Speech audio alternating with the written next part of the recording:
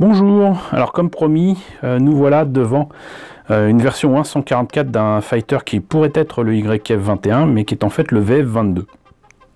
Alors la différence entre le VF22 et le YF21, mais moi je m'y perds, c'est que le YF21 est un prototype qui est utilisé dans Macross Plus.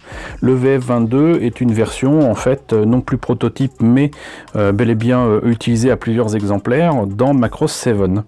Et il se trouve que là ce VF22 ou 144 apparaît dans un jeu qui s'appelle Macross Digital Mission VFX qui date un peu quand même, puisque je vois que sur la boîte il est clairement indiqué que le copyright est de 97, donc ça veut dire que ce kit a déjà 22 ans, que le jeu a déjà 22 ans, et de mémoire il me semble que c'était un jeu où on pouvait utiliser pour différentes missions différentes Valkyries de l'univers Macross, aussi bien les antiques Valkyries VF1 de la première série que les tout derniers VF à la fois de Macross 7, de Macross Plus et si je me trompe pas également des engins de Macross Flashback comme le VF4 par exemple.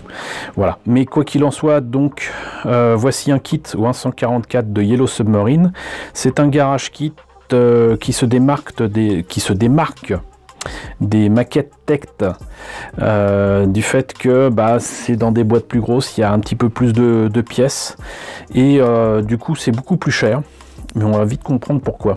Donc plus cher, pas tant que ça, finalement le YF21 en Battloid était à peine moins cher, je crois qu'il était à 8000 yens et quelques, donc 8500 yens finalement par rapport à Tect, ça va. Et qu'est-ce que ça indique de l'autre côté? Rien du tout, strictement rien. Donc vous voyez un petit peu la taille de la boîte par rapport à ma main, mais ce que je vous propose c'est qu'on voit à l'intérieur et qu'on en sache un petit peu plus. Alors dans de précédentes vidéos je vous disais que les images qu'il y avait eu dans le YF19 et le YF21, je ne savais pas si c'était vendu avec la maquette ou non. A priori, après quelques recherches, il semblerait bien que ce soit le cas. Par contre, des images en couleur pour Yellow Submarine, pour ce VF22, il n'y en avait pas. Du coup, moi, je me suis permis d'aller chercher une page d'un magazine que je n'avais pas nécessairement, qui présentait les couleurs, en tout cas la version montée et peinte du VF22, histoire de m'aider un petit peu. Et voilà ce que j'avais sorti moi-même avec une imprimante couleur. Bon, les couleurs sont dégueulasses, hein. Ça va absolument pas, mais ça va certainement m'aider un petit peu plus correctement que la notice de montage. Donc ça, c'était pas vendu avec, c'est moi qui l'ai fait, et en plus c'est même pas la vraie taille de la page du magazine. Et la notice, la voici, la voit ça, vous voyez que c'est presque une vulgaire photocopie, taille A3. Donc voilà les pièces présentes, mine de rien il y en a pas mal. Vous avez même une figurine qui est vendue avec, puisque le jeu fait apparaître bien évidemment des idoles. Moi je les trouve assez moches, enfin c'est pas les idoles elles-mêmes qui sont moches, c'est plein de froufrous, c'est plein de jupettes, de machins, de trucs, de bidules, et surtout les couleurs de ces figurines, c'était pas ça. Je pense qu'en fait c'était ça que je cherchais d'ailleurs au départ, de quelle couleur faire cette figurine, puisque là il n'y a strictement aucune indication. Et là vous avez la raison pour laquelle la boîte est aussi grosse, c'est qu'en fait vous avez une espèce de base de lancement support pour le VF22 en version fighter, parce que je le répète, il n'est pas transformable. Donc là vous avez toutes les pièces à monter donc autour de la carlingue, on va dire principale. Ça c'est pour le haut, ça c'est pour le bas, et ensuite vous avez quand même des pièces assez complexes, on va dire, pour le support qui est supposé tenir le kit une fois terminé. Moi sincèrement je m'amuserais pas à le faire tenir comme ça avec une pointe de colle. Et là vous avez la figurine avec donc les deux bras à coller, mais ça ne vous indique pas comment les faire pour autant, puisque là vous n'avez rien d'imprimé, que dalle, vous avez rien du tout, que dalle. Voilà, c'est pour ça que je m'étais imprimé ce papier là. Donc voilà par exemple la figurine. C'est dans un plastique jaune, hein. Ça a beau s'appeler Yellow Submarine, ça fait un peu bof. Et elle est sympa, hein. Mais bon, moi je sais pas d'où elle sort, je sais pas qui elle est, je sais pas quelle couleur il faut faire. Donc voilà, là il y a des ailes. Si je me rappelle bien, en fait, il y a différentes ailes de différentes formes, puisqu'en fait, la voilure du YF-21 et certainement du VF-22 se modifie selon la volonté du pilote. Et là, qu'est-ce que vous avez? J'ai peur de perdre des pièces. C'est vraiment de toutes petites pièces du VF-22.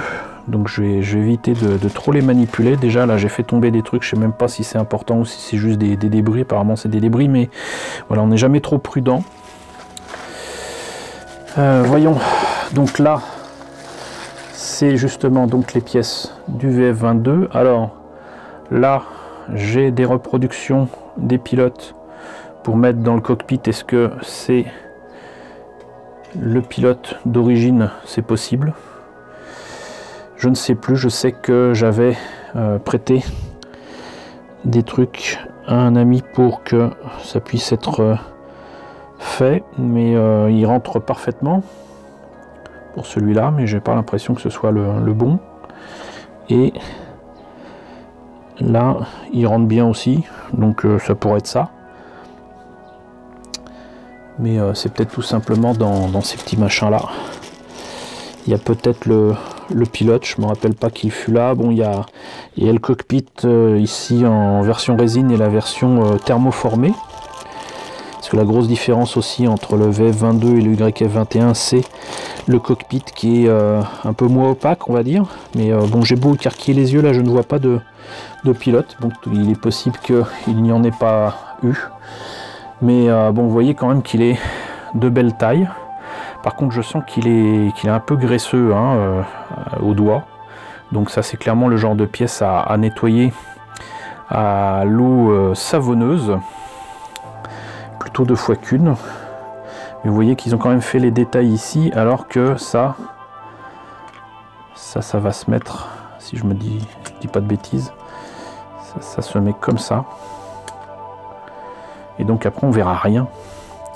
Mais vous voyez donc il y a bel et bien des ailes, j'imagine aux formes différentes. Et peut-être pour tout simplement faire en sorte que, je sais pas, c'est très étrange. Mais donc tout cela se met en place visiblement assez facilement.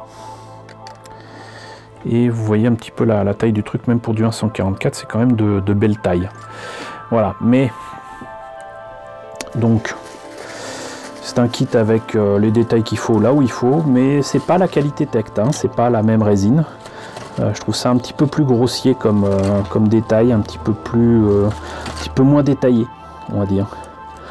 Voilà, et ensuite donc de toute façon il y a le support que je vous ai déjà présenté dans différentes vidéos, donc je vais pas vous embêter avec ça et je vous invite à regarder les autres vidéos de Yellow Submarine que j'ai déjà présenté, comme ça vous verrez tout ça. Limite il y a beaucoup plus de détails là-dedans, mais je pense pas que je les utiliserai parce que outre que le jeu je le connaisse pas, ça sera beaucoup plus utile pour faire, je sais pas moi, des hangars ou quoi. Faire la maquette telle quelle, là je n'en vois vraiment mais strictement pas l'intérêt. Voilà, donc ça rajoute quelques YF-21 et VF-22 à la liste des kits Macross que je vous ai présenté. J'espère en tous les cas que la présentation de ce kit vous a intéressé. N'hésitez pas à me dire ce qu'il en est dans la section commentaires. N'hésitez pas à liker, n'hésitez pas à partager, n'hésitez pas à vous abonner si ce n'est pas déjà le cas. Coucou aux nouveaux abonnés qui nous ont rejoints. Coucou aux grands anciens. Merci à tous pour votre soutien, merci à tous pour votre fidélité. Et je vous retrouve donc très bientôt, je pense, pour la présentation, encore une fois, de nouveaux Garage Kit Macross.